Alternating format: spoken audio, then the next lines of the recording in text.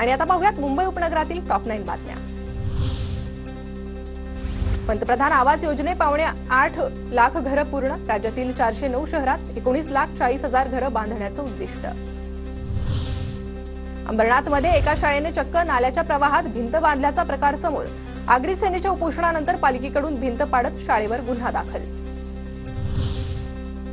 पावसामुळे बदलापूरमधील उड्डाणपुलावर खड्ड्यांचं साम्राज्य। खड्ड्यातून वाट काढताना वाहन चालकांची कसरत।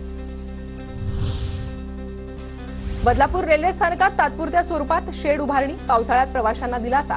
खासदार बाळामामा म्हात्रेंच्या प्रयत्नांना यश।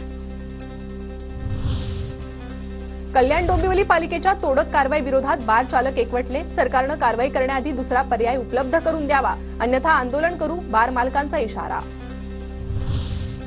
उल्हासनगरमध्ये तरुणाचा इमारतीतून पडून संशयास्पद मृत्यू। तरुणाचे 3 मित्र पोलिसांच्या ताब्यात। विठ्ठलवाडी पोलिसांकडून अधिक तपास सुरू।